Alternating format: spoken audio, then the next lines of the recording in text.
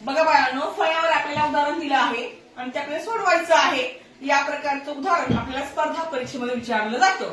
काय विचारलंय बघूया आपण. शिक्षक दिन शनिवारी असेल तर शिक्षण दिन कोणत्या वारी असेल. यासाठी आपल्याला अगोदर शिक्षक दिन कधी असतो हे माहित पाहिजे. कधी असतो शिक्षक दिन? 5 सप्टेंबर. आणि शिक्षण दिन कधी असतो? 11 नोव्हेंबर. मग आपल्याला 11 नोव्हेंबरचा काय करायचं आहे? वार करायचा आहे. काय करायचं आहे? वार. यासाठी आपण काय करू? उदाहरणार्थ दिल्याप्रमाणे महिन्यांच्या दिवसांची बेरीज करू. कसं करायचं बघा. आता शिक्षक दिन सप्टेंबर महिन्यात आहे आणि कधी आहे तो? 5 तारखेला. म्हणजे 5 दिवस गेले. म्हणजे सप्टेंबर महिन्याचे 25 दिवस. किती दिवस? 25. कारण सप्टेंबर 3 दिवस असतात ना, त्यामध्ये आपण हे 5 दिवस वजा केले. आता ऑक्टोबर महिन्याचे 31 दिवस. किती दिवस? 31 दिवस. अगदी बरोबर. आणि आपल्याला काय विचारलंय? शिक्षण दिन कोणत्या वारी आहे म्हणून ते आपल्याला 11 दिवस घ्यावे लागतील. नोव्हेंबरचे 11 दिवस. 11 दिवस. आता ठिकाणची काय करायला लागेल आपल्याला? बेरीज.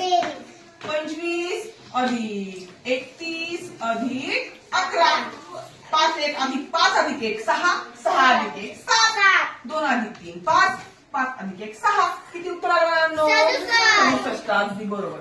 आता या 67ला आपल्याला आठवड्याच्या दिवसानं भागायचं आहे. किती असतात आठवड्याचे दिवस? 7. अगदी बरोबर. म्हणजेच 67 भागिले 7. मग 7च्या पाड्यात 67 आहेत का? नाही. पण त्यापेक्षा लहान संख्या कोणती आहे? 63. म्हणजे 7 9 63. 7 मधून 3 गेले 4 आले. 6 मधून 6 गेले 0. बाकी किती आले बाळांनो? 4. तर बघा आता हे 4 बाकी आल्यामुळं शनिवारच्या पुढे 4 वार मोजायचे.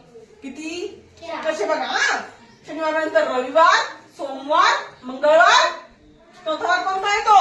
बुधवार. म्हणजे शिक्षण दिन या दिवशी म्हणजे 11 नोव्हेंबरला बुधवार असणार आहे. म्हणजे शिक्षक दिन शनिवारी असेल तर शिक्षण दिन बुधवारी येईल. कळलं?